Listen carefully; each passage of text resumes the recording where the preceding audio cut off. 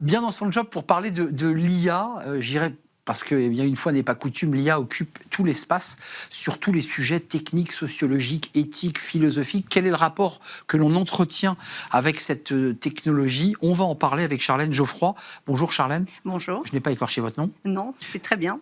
Analyse Future of Work chez Tomorrow Theory. Vous êtes déjà venu sur notre plateau avec une étude qui est assez intéressante parce que on dit tout, parfois elles sont contraires sur l'IA.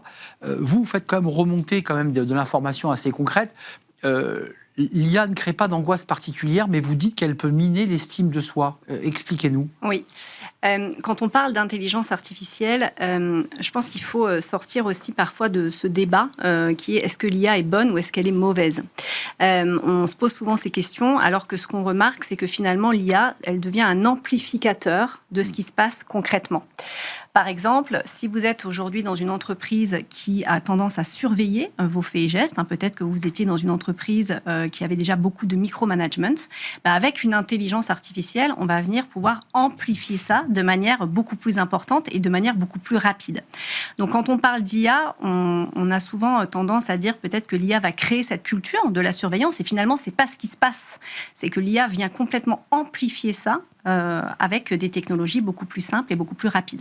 Alors, deux sujets d'abord sur le paradoxe de votre étude. Enfin, c'est l'émanation en fait de la data entre le soutien opérationnel d'un côté et de l'autre la fragilité psychologique. Et je complète tout de même parce que commençons pas à noircir le tableau.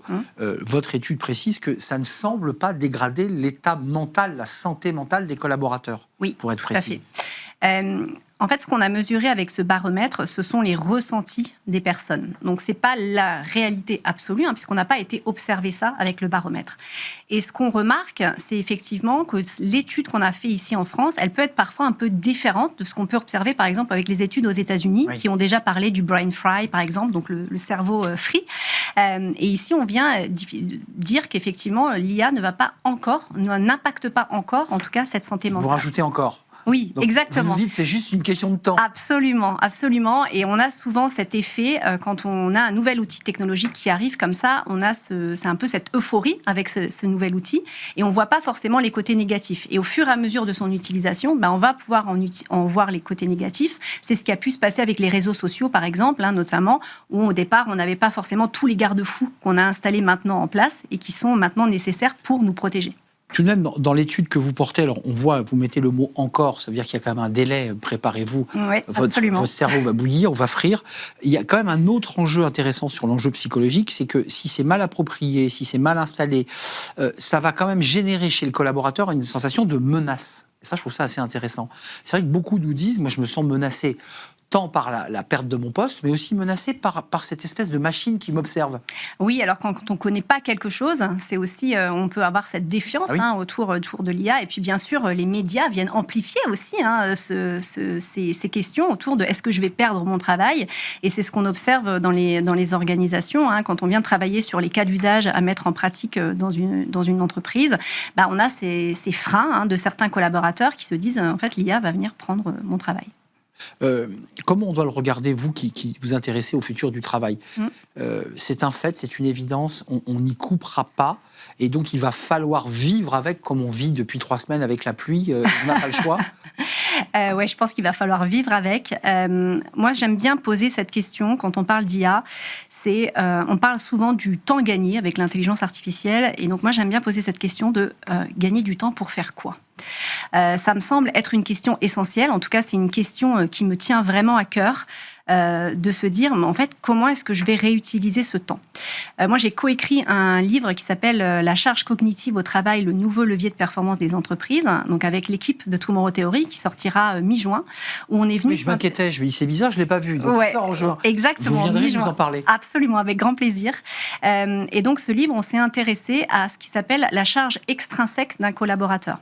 Donc, la charge extrinsèque, c'est tout ce qui va venir entourer votre tâche au travail. Donc, c'est pas, en soi, ça va va pas apporter de la qualité à votre tâche, mais c'est tout ce qui va constituer les sollicitations, qui va être l'information cherchée à droite, les à gauche. Notifs, les collègues, Exactement. tous les bruits extérieurs. Tous les bruits extérieurs. Et en fait, ce qu'on remarque, c'est que dans une entreprise, on a pour un collaborateur à peu près 70% de cette charge extrinsèque. Donc c'est énorme pour un collaborateur. Qui n'est pas lié à l'IA, on est d'accord. Qui n'est pas lié à l'IA, absolument.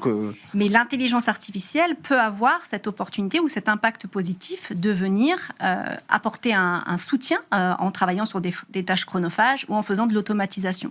Mais une fois qu'on a gagné ce temps, qu'est-ce qu'on en fait finalement? Est-ce que je l'utilise pour faire encore plus de choses? Est-ce que je l'utilise pour réduire le temps de travail?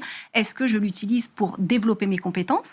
On parle beaucoup aujourd'hui de la skill-based organization, par exemple. Oui.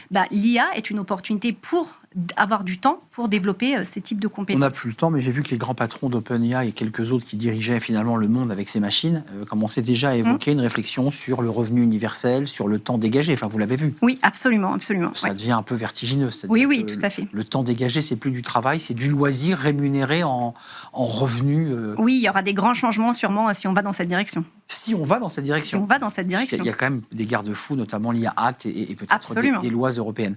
Merci Charlène Geoffroy d'être venue en visite Future of Work avec cette étude baromètre qui est extrêmement intéressante et qui est vraiment le ressenti, et un livre dont on va découvrir les meilleures feuilles dans quelques semaines. Dans quelques semaines, exactement. Vous viendrez nous en parler. Avec plaisir. Évidemment, ce fut un plaisir. Merci beaucoup. Merci beaucoup. On tourne une page, on s'intéresse au chômage. Alors, rien à voir probablement avec l'IA, encore que, mais le chômage a passé la barre des 8%.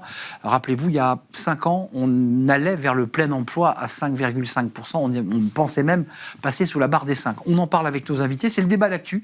Le chômage, ses causes et ses conséquences et peut-être les remèdes pour lutter contre ce chômage. On en parle avec nos experts. C'est le débat d'actu, c'est tout de suite.